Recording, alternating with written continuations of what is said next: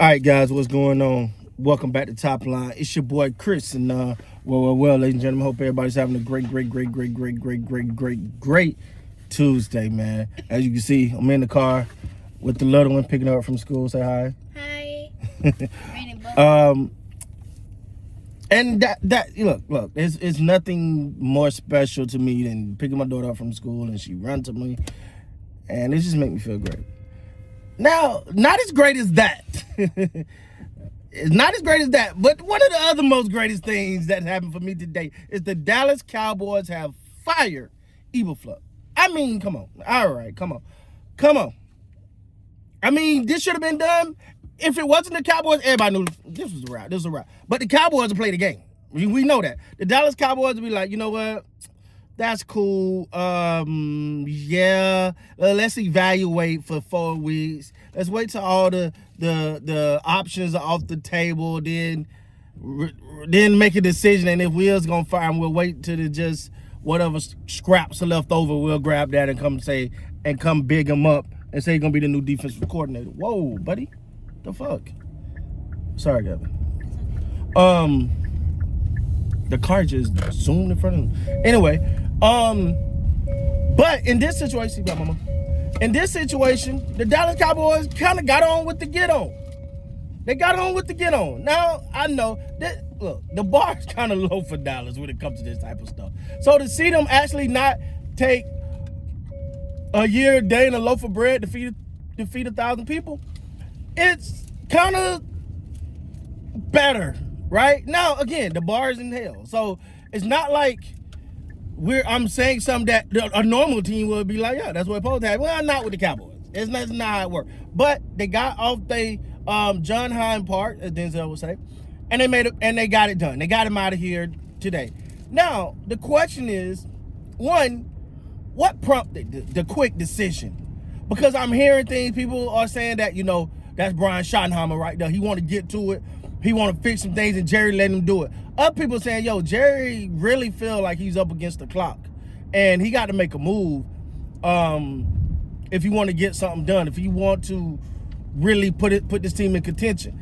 I don't know which one it is. I'm just going to be happy they got it done, And at the end of the day, this wasn't a hard. All you got to do is turn on the tape. Like, pick one. You ain't got too many that you gotta choose. Just pick one. Just close your eyes, put all 17 games in a line, close your eyes and pick one. The defense was bad that game. I promise you. So with all that being said, yeah, you ain't gotta freaking this ain't a hard evaluation. This ain't oh my God, how we gonna do it type of thing. It's literally, this guy deserved to be fired. It was never a good hire, right? You wanna know how you know that the hire wasn't good, ladies and gentlemen? The hire is not good when you go play your former team and nobody come over and be like, hey man, we miss you, man. Hey, big dog, hey man, you ain't hear none of that. They were like, got his out of here. Look at us now since he's gone. And they're right. Now, with all that being said, oh, that's pretty, baby. With all that being said, now I got a couple candidates. I got two, honestly. I'm looking at two. Brian Flores, which is going to be a Hail Mary, and Al Harris, who I think is at least deserving of a damn shot. And I think Al Harris, of the two, would be the easier to get. Not only that, I think, like, he's shown a track record of being able to get things done where he's been. When he was with the Cowboys, that secondary was looking legit, right? The interceptions, I think we had some of the highest turnovers in the league or whatever, and he deserved a shot. Brian Flores, on the other hand, deserve a shot. I mean, I don't know. I think people gonna really be pursuing him for head coaching. I don't know that to be true, right? But that's my thinking, and I really think they're gonna be pursuing him to be head coaching. And I think that the only thing that's gonna sway them from that gonna be, that NFL lawsuit thing's going on. Because to me, I'm and it's a little tangent, a little diversion, a little bit. Why would the NFL be so? I don't even want to go down the road. Matter of fact, I don't even want to go down the road. I don't want to go down the road. I don't. But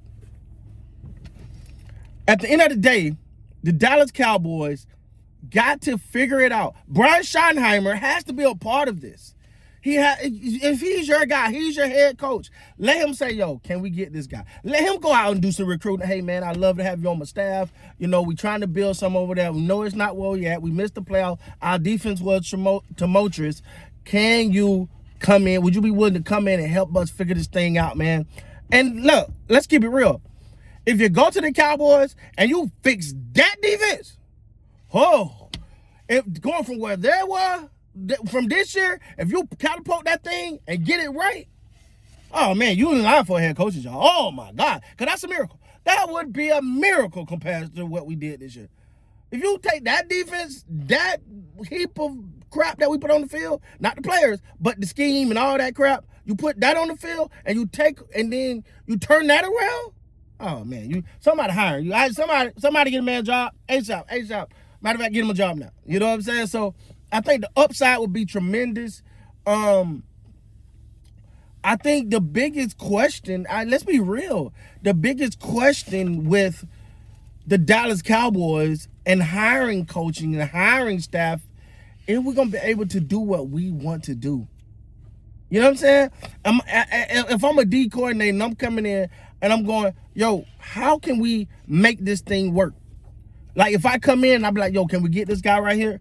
Or we're going to be playing, well, we don't want to pay. Hey, don't do that. If I'm like, yo, this is the key to my defense right here. Can we go get this guy? He's available. Are we willing to make the money? Which goes to another topic. Are the Cowboys going to be spending money this season? Look, at the end of the day, this is how I feel. This is just Chris talking, all right?